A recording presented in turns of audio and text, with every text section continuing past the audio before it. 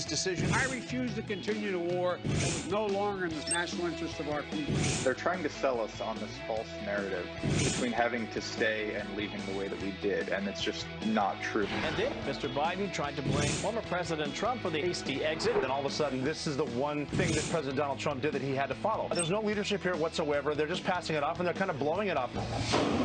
The remnants of Ida are threatening the East Coast. It's amazing the storm system that has been impacting so much of the South for days is still active. The White House COVID-19 czar urging businesses to require employees to be vaccinated. And we need more businesses to step up and do their part. Our civil liberties are at risk here, and they are in danger.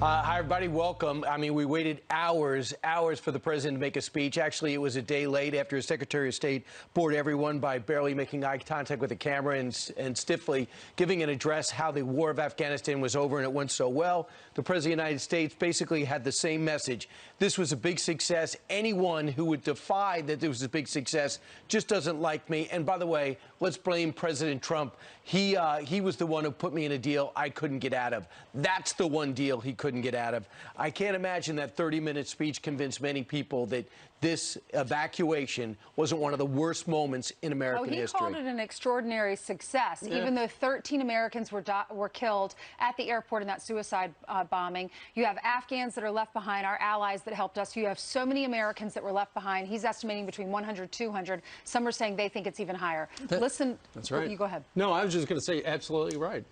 13 families, would they say that this was an extraordinary success, Mr. President? I don't think so. I don't think so either. He wants to be remembered as the president who ended the war and not how it ended, because it ended terribly. Listen to what he said yesterday. The extraordinary success of this mission was due to the incredible skill, bravery, and selfless courage of the United States military and our diplomats and intelligence professionals. I take responsibility for the decision. Now, some say we should have started mass evacuation sooner.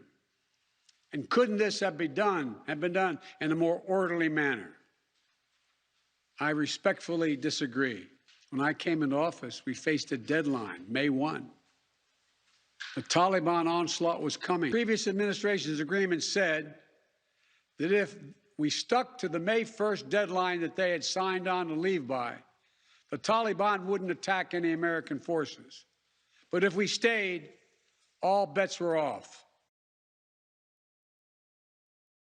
When I was watching it yesterday with my wife, we were saying, why is he yelling at the TV? Is he trying to project that he's in charge, large and in charge, or is he angry at the, he had this plan, he was going to do it, he had that date? Is he angry at the world that the world doesn't think that the way he exited and the aftermath was very clean? It was messy. He said it was going to be messy.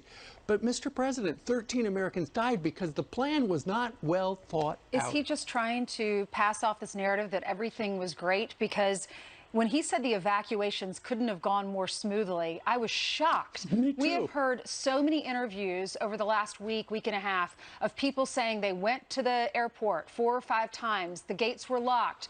It was taken over by the Taliban. They couldn't get on planes. People were falling from the wheel wells because they were so desperate to get out. How could this have gone more smooth? This was not a smooth evacuation process. Right. He said 19 times, I told you to go to the airport. It's really your fault. By the way, no one outside Kabul got out of the country. So there's families struggling. We're going to tell you about one directly linked to former Senator Biden turned vice president, then president. Then this other story emerged. Reuters got a hold of a transcript that existed between in a conversation between Ghani and the president of the United States, at which time it becomes pretty clear that he knew that the Ghani government was not doing well, even though he told us on July 8th that they have 300,000 well-trained, well-equipped, one of the finest, best armies in the world against 75,000 Taliban. He knew the reality was different. In fact, here's his quote, and one of the quotes from Reuters. "I need not tell you the perception around the world and in parts of Afghanistan, I believe, is that things are not going well in terms of the fight against the Taliban. And there is a need, whether it is true or not, there's a need to project a different picture." So then Ghani came back and says, yeah, I need some air power. There's some outside forces there from Pakistan organizing and pushing forward. We're going to need some help. He didn't get any help. And what I think is also underreported is General Milley had the same perception. He was worried about perception. You know, the guy in camouflage that was so embarrassed that he was forced to walk to a church with President Trump and then gave a ridiculous speech the next day. He said in the call, the focus on the global perception of events on the ground in Afghanistan, Milley said, is that the perception of the United States and Europe and the other media sort of thing is the narrative of the Taliban momentum, a narrative of Taliban victory. And we need collectively to demonstrate and try to turn that perception, the narrative around. Excuse me, you're the military guy. Don't worry about the perception. Worry about what's happening on the ground and give Ghani what he needed. Maybe we wouldn't be in this mess. Brian, that call, they spoke for 14 minutes at the end of July. It was July 23rd. That was about 2-3 weeks before Ghani fled the presidential palace on August 15th. But what I also took from this conversation is that Biden had no clue that this was going to happen, that the Taliban were going to take over. He said something a few weeks ago, back in July here in the United States, that he said on that call. He said, you clearly, saying this to Ghani, you clearly have the best military. You have 300,000 well-armed forces versus 70, 80,000, talking about the Taliban, and they are clearly capable of fighting well. But here's the quote back. We are facing a full-scale invasion composed of the Taliban, full Pakistani planning, and logistical support. And at least 10 to 15,000. This is Ghani. Ghani came back and says, no, you could say what you want, Mr. President, but let me tell you what's happening. Pakistan is staging this war. 10 to 15,000 international terrorists, predominantly Pakistanis, thrown into this. He asked for air cover. He goes, just give me some air cover. They gave him nothing. Right. So when Joe Biden says, you know, I had no idea it was going to be so bad, this proves that he knew ahead of time. Essentially, he was asking the president of that country to say, hey, you got to help me spin this. And Ainsley, to your point, where he's saying you've got the greatest military, you got all this stuff. Y'all can handle it. Y'all got it. He was trying to program the president of Afghanistan to say that.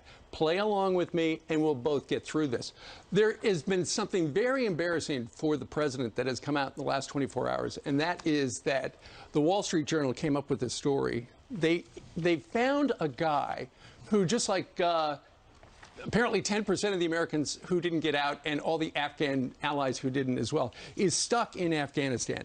And he's of special interest and these, by the way, are some of the Taliban who are looking at the spoils of war with their brand new Chinook helicopters. 13 years ago, a guy by the name of Mohammed, who was an interpreter for U.S. forces, he got a call. He was at Bagram, got a call, hey, a couple of Black Hawks have been forced down. There's some VIPs on board. He went something like, he jumped in a Humvee with a quick reaction force from the Arizona National Guard, drove for hours, and went to rescue them. On board the choppers, you got Joe Biden, you got Chuck Hagel, the senator from the great state of Nebraska, and you got John Kerry. And they said, thank you very much. Well, now that guy is trapped. He went to the airport a couple of times, and they said, okay, yeah, you don't have the right paperwork. Your defense contractor company lost it, but we'll let you on. But you can't bring your wife and you can't bring your kids. So now they are hiding they're hiding in Afghanistan from the Taliban. He has a wife. He has 4 kids too. And he told the Wall Street Journal, he said, "Hello, Mr. President, save me and my family. Don't forget me here. I can't leave my house. I'm very scared." And just to know a little bit more about that event, they drove for hours to find them. With the GPS, they were able to locate them, at which time they needed 30 hours in the freezing winter to secure the copter and get it back to make it worthy to fly, and the conditions had to improve. Obviously, they were terrible. 30 hours in the freezing weather with the 82nd Airborne. Then they drove all the way back. They said this guy was so trusted when they went on missions. Not only did he tell everybody where to go and communicate, they also gave him a rifle to fight with them. So he's as good as it gets. He's somebody that we need in this country, that actually bled for this country and has already shown his patriotism towards our nation. And it looks like the 2008 Joe Biden isn't the same as the 2021 Joe Biden. Well, Joe Biden, when he was running for vice president in 2008, he used to talk about, to show his foreign policy credentials, he'd say, I remember the time we were forced down in a snowstorm in a chopper in Afghanistan. I know the mountains exactly, so he remembers it clearly. So now this particular guy is saying, Mr. President, help me. Wall Street Journal reporter yesterday in the briefing room did ask Jen Psaki about it. She thanked him for his service and said, we will get you out. Maybe. So we are counting. Is she the same woman that said no one's stranded? She's the same one that said no one's stranded? And the President of the United States, he's got this new philosophy now. Only 10% of Americans left behind. Too bad Patton couldn't have thought of that great line, or MacArthur. They would have been more infamous. And even the Pentagon yesterday acknowledged that people were stranded there. You had John Kirby saying, he said, it's not unlike we do in other countries around the world. And when we have Americans that are stranded or need help getting out, we have a lot of tools available to us to help facilitate that passage, and we're going to be focused on that. So when Joe Biden said yesterday in the Cross Hall that you probably watched live right here on Fox News, 90% got out. Later, according to the official transcript, they ran a line through 90 and they added 98. They meant 98. Although, either one, Mr. President, I don't remember when you sat down with George Stephanopoulos and he said, what about if there are Americans stuck in Afghanistan after August 31st? I don't remember saying, if it's only 10%, I think we can leave.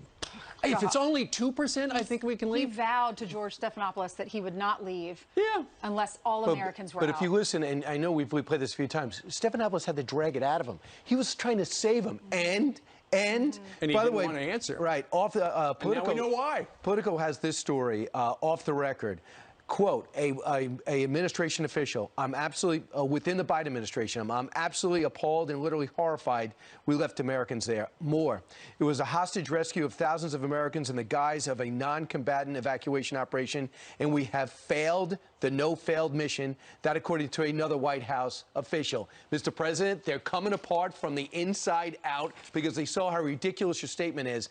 And also, it's important to point out, he said we have to move on. Our 2001 enemy isn't our 2021 enemy. I don't know. Is al-Qaeda still our enemy? Because the second most powerful al-Qaeda person was welcomed to Kabul yesterday. Their presence is everywhere. The Akani network directly in with the Taliban, with al-Qaeda, is now providing security for that area. They're our #1 enemy. And bringing up al-Shabaab and the caliphate, which Trump destroyed, is not an adequate statement. Who wrote that in the copy is not somebody who worked in the CIA or intelligence. Well, when you look at, and now that the president has essentially declared we're moving on, but when you look at the last 2 weeks, you look at the chaos in Kabul, and you think about the promise to evacuate every American, and now we know that is not true. There are just a number of things that turned out not to be true. Wall Street Journal writes today, the president and his advisors have decided that the only way out of this debacle is to lie about it,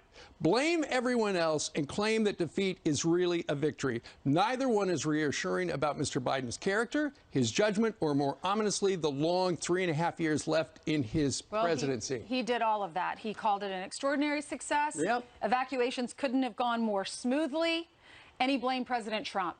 Here's Rob O'Neill, retired Navy SEAL, on the president's lack of leadership. One of the first things you can tell here is when someone says, as a leader, the buck stops here, and the next word is but. They're not being a leader. They're just completely passing it off. He's saying, I don't know how many executive orders this president signed his first few weeks in office, but then all of a sudden, this is the one thing that President Donald Trump did that he had to follow. There's no leadership here whatsoever. They're just passing it off, and they're kind of blowing it off. Now we're at a point where we can only believe what's coming out of Afghanistan based on what the Taliban allows us to see. There's horrific stuff going on. They're downplaying everything. Even today, there's an interpreter, we're just calling him Mohammed, who saved now President Biden, then Senator Biden, when he was stuck on a mountaintop when a helicopter couldn't get through some of the passes. And all Jen Psaki said today at the podium was, yeah, so this guy rescued the president, from snow. Which is complete nonsense. Those are very, very dangerous mountains with very, very dangerous people in them, not just snow. And they're just kind of blowing them off now, hoping that because of the news cycle that we'll forget about it. By the way, the Cajon Valley Union School District is still missing 2 families. Sacramento High School, they confirmed 24 students are still stranded. Darrell Ice is working hard to get them out. They're using people who are retired, no longer in the military, to get them out, outside organizations. They all should be embarrassed. And whoever wrote that copy and expected the president to convince America that he did a good job in getting us out of the longest war, that's comical. Well, I think Rob O'Neill touched on something, and I think he touched on the mentality of the White House, because they look, this is a very poll-driven White House. They're looking at the numbers. The president's numbers have never been this low. They are hoping that once we get past the 9/11 commemoration after 20 years, that people will quickly forget, and they will move on to the economy and coronavirus, and they will just forget about this. But I got news for the White House. people will never forget. And by the way, 13 families will never forget. And many can't forget them. And many are speaking out for all the times he checked his watch and is bloviating when he met him one-on-one, talking about his own family instead of their family. Well, now there's some spin about that, Brian, that apparently next to the watch was a rosary for his son, Beau. Yeah, I heard that. Meanwhile, the other thing to keep in mind, too, the reason why this story won't go away, because China and Russia won't let it. They'll already move it on the Ukraine, and there's also some rumblings about Taiwan, and North Korea decide to reactivate a nuclear facility, which I believe is directly connected with the weakness that Joe Biden continues to show. Well, Daryl Icey yesterday said when he's trying to talk to the folks from California that are still stranded in Afghanistan, they have to be careful what they say. He can't even have many more conversations with them because he's scared that Russia will intercept and they'll find their location. The Russia intercepts, they tell the Taliban. That's right. We know exactly the location of Lawrence Jones today. He is live at the Keystone Grill in Colonial Heights, Virginia, just a couple of miles from Fort Lee, where thousands of Afghan refugees are being processed, and he's there to figure out and to listen to the folks talking about the incoming folks from Afghanistan. Hey, good morning, family. I'm at the Keystone Grill. As you know, Fort Lee is about 4 miles away from this location right here. That is the #1 spot where refugees are going to be processed and resettled. And then you have Fort Pickett, that's about 45 minutes away. And then you got Fort AP Hill, about an hour and a half away from here. This is where the first initial stages happen here. The White House is claiming success. But what do the people say? We're going to be talking with them all morning. Also, honoring our troops, the 13 service members that died and paid the ultimate sacrifice. There's a setup there for those troops. We'll be talking with folks later on today. I'm going to send it back to you guys in New York. All right, thanks so much, Lawrence. We look forward to chatting with you.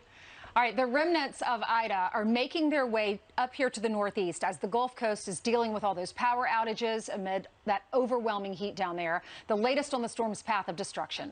And get this, a pro-Antifa high school teacher in California caught on camera bragging about turning students into revolutionaries. Hear the shocking audio after the break. You're watching Fox and Friends on a Wednesday.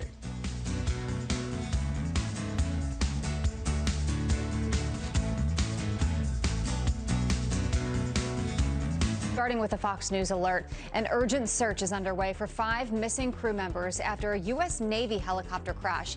The chopper went down in the ocean off San Diego's coast while conducting routine flight operations. After taking off from the ISS Abraham Lincoln, 1 crew member was rescued overnight. Their condition is unknown at this time.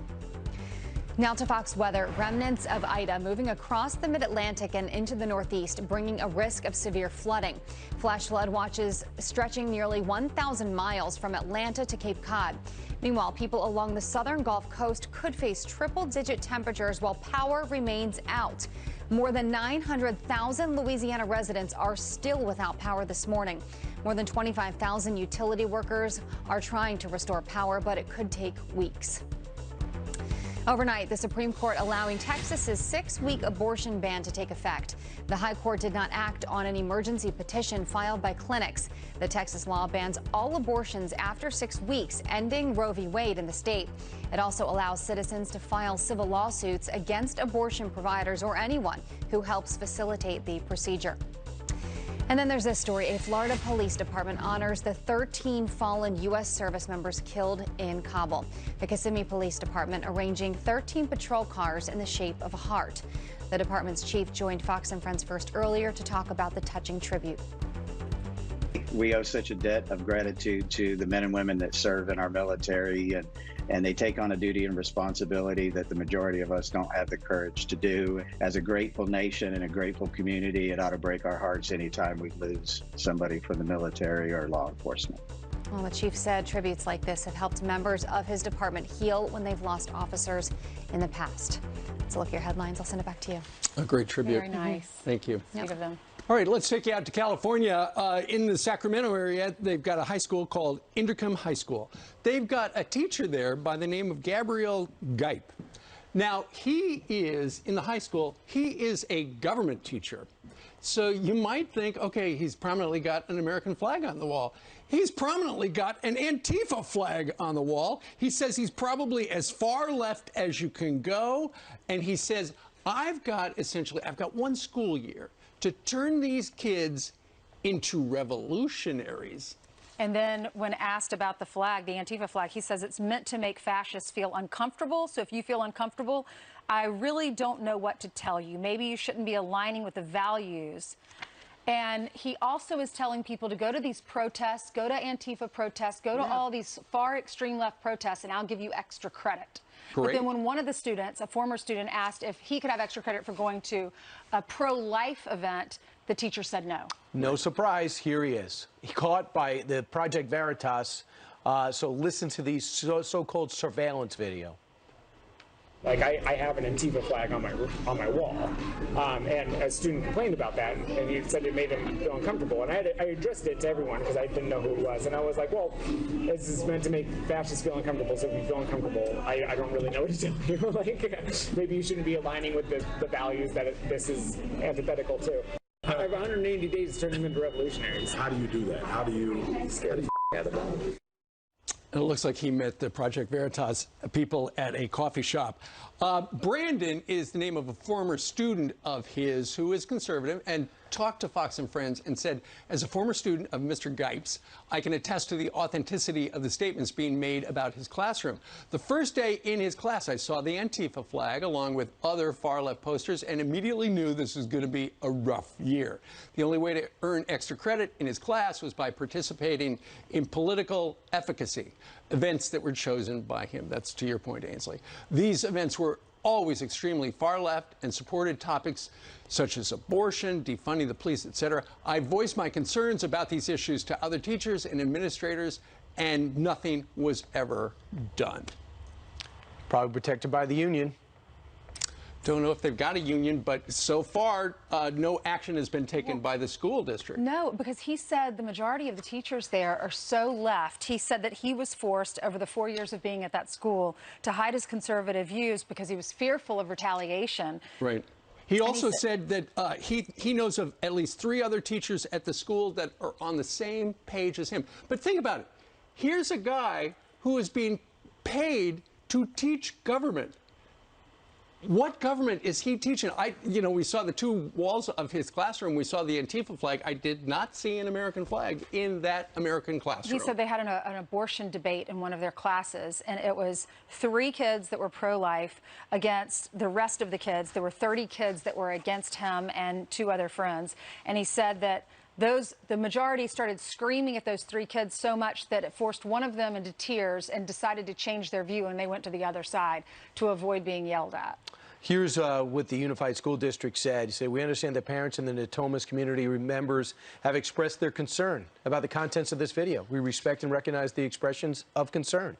The Natomas Unified, as always, will look into this matter and take any appropriate action as necessary. District policy explicitly states whenever civic education includes topics that may be controversial due to political beliefs or other influences, instruction shall be presented in a balanced manner that does not promote any particular viewpoint. That is always the expectations. Now, I don't know of a unified school district without a union, but I imagine a union would go to bat for him and try to protect him. I don't know why they wouldn't be able to sleep at night, but they might. Well, even if the union does protect him, because it's such a liberal area, then they at least need to allow the kids to get extra credit no matter what side of the aisle they're on, and they should be able to go to different protests on both sides and get the extra credit. And fire this guy if you stand for anything, but you probably won't. Well, he doesn't seem to be just giving his opinion. He seems to be pushing Antifa as a central core of the curriculum. And is that what they hired that guy for?